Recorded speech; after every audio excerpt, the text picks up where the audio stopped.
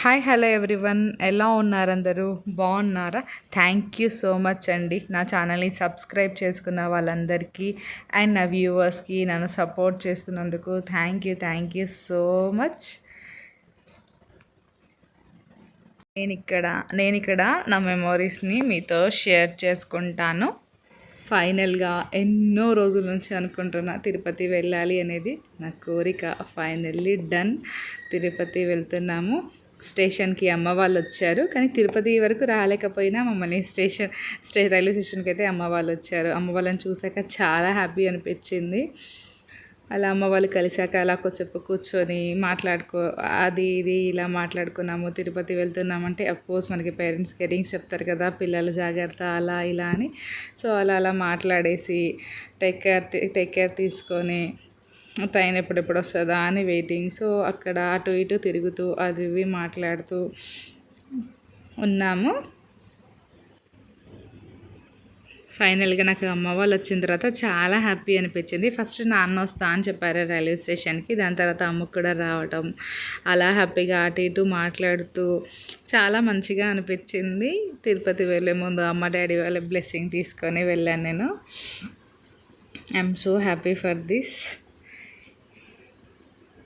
చాలా కబుర్లు చెప్పుకున్నాము. తిరుపతి ఆ ఏజ్లో వెళ్ళాం కదా, ఈ ఏజ్లో వెళ్ళాం కదా. నేనైతే చిన్నగా ఉన్నప్పుడు వెళ్ళాను. నేను మా తమ్ముడు చాలా చిన్నగా ఉండే, ఒక 7-8 ఇయర్స్ ఉన్నప్పుడు నేను మళ్ళీ మా పిల్లల్ని తీసుకొని వెళ్ళాను. నాన్న అదే చెప్తున్నారు, నేను నా 2 పిల్లల్ని తీసుకొని వెళ్ళాను.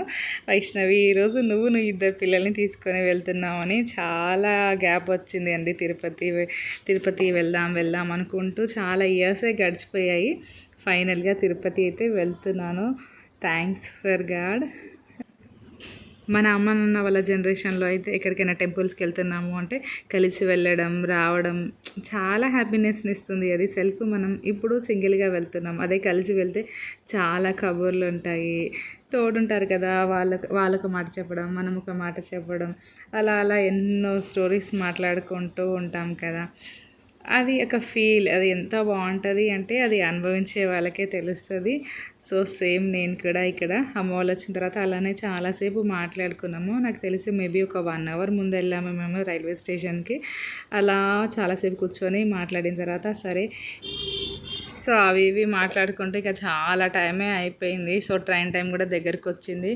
సరే అన్నం తినేద్దాం, అన్నం తినేస్తే ఇంకా ఫ్రీగా మాట్లాడుకోవచ్చు, ఇక ఫ్రీగా కూర్చోవచ్చు అని చెప్పేసి ఇక్కడ అన్నం తింటున్నాం.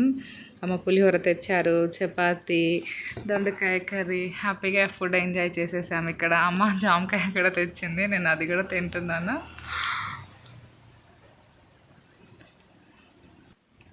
మనం ఒక్కొక్కరం కలిసి తినడం వేరు, ఇలా అందరం కూర్చొని సరదాగా తినడం వేరు. మనం ఒక్కళ్ళమే కూర్చొని తిన్నప్పుడు ఉండే ఫీలింగ్ కంటే ఇలా కలిసి కూర్చొని తిన్నప్పుడు ఉండే ఫీలింగ్ని మాత్రం అసలు మర్చిపోలేం. ఎప్పుడో ఒకసారి ఇలా తిన్నా చాలా హ్యాపీగా అనిపిస్తుంది. నాకైతే ఇలాంటివి అంటే చాలా ఇష్టం. మన పేరెంట్స్ ఎంతైనా కలిసి తినడంలో ఉండే హ్యాపీనెస్సే వేరు. ఇక్కడ మది తినడం కూడా అయిపోయింది. సో ట్రైన్ అనౌన్స్మెంట్ కూడా వచ్చేసింది.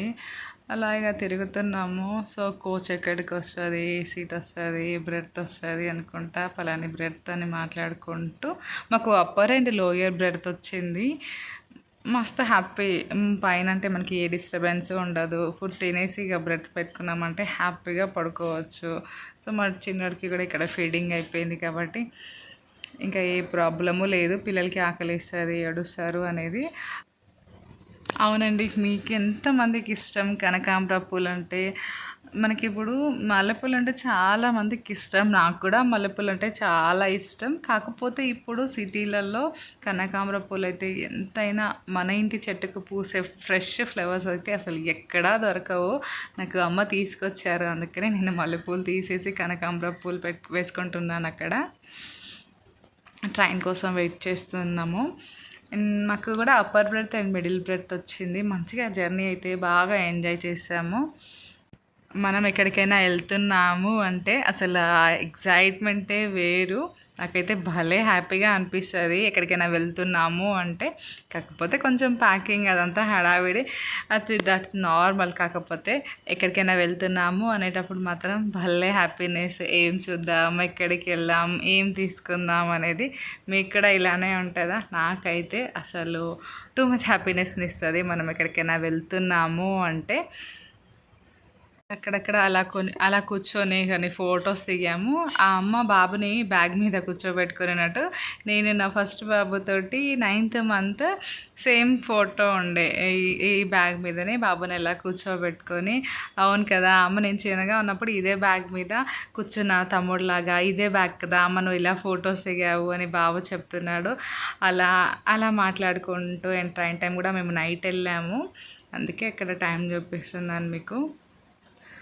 సో అక్కడ ఫొటోస్ తీసుకున్నాము, ఇక వీడియోస్ తీసుకున్నాము.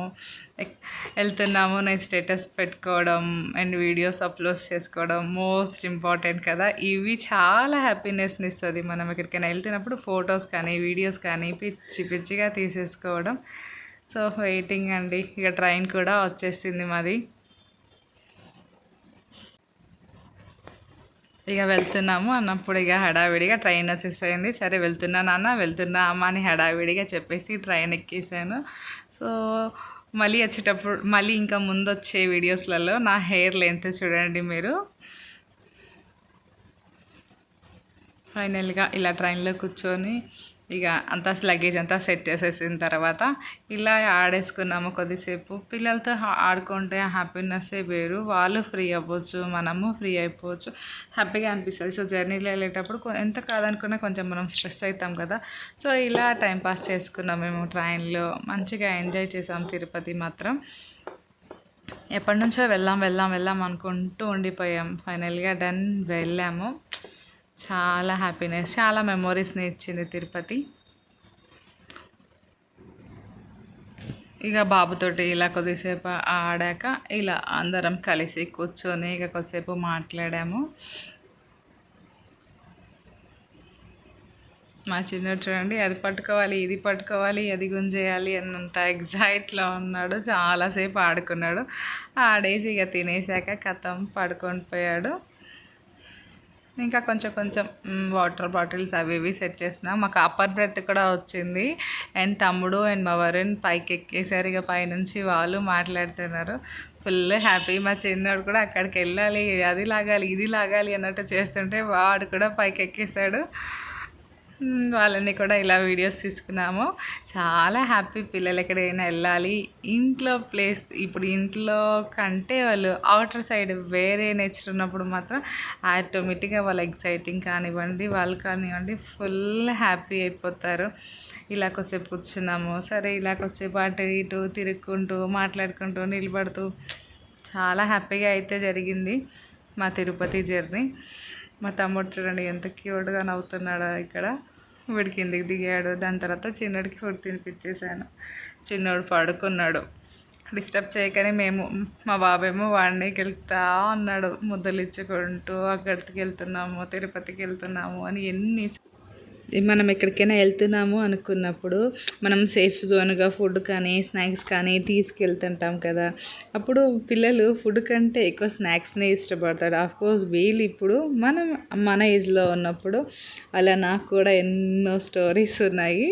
నేను ఆ ముందు వీడియోస్లలో మీతో షేర్ చేసుకుంటాను ఈ తిరుపతి బ్లాగ్స్లలో. మనం ట్రైన్ ఎక్కేసాక ఫస్ట్ పిల్లలకి ఏం కావాలో చూసేసి ఇక పిల్లలు సైలెంట్గా ఉన్నారు అనుకోండి, ఇక న్యూ మెంబర్ మన పక్కన కూర్చునే వాళ్ళతో డిస్కషన్స్ స్టార్ట్ అయిపోతున్నాయి. మీరు ఎక్కడికి వెళ్తున్నారు, మేము ఎక్కడికి వెళ్తున్నాము, అక్కడికి వెళ్తున్నాము,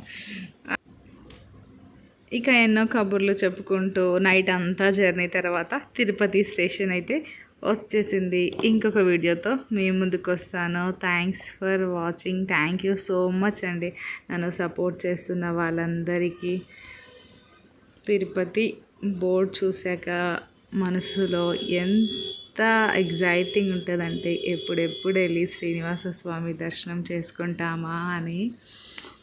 అసలు ఆ ఫీలింగ్ చెప్పుకోలేనిది. థ్యాంక్స్ ఫర్ వాచింగ్ అండి. ఇంకో వీడియోతో మేము ముందుకు వస్తాను.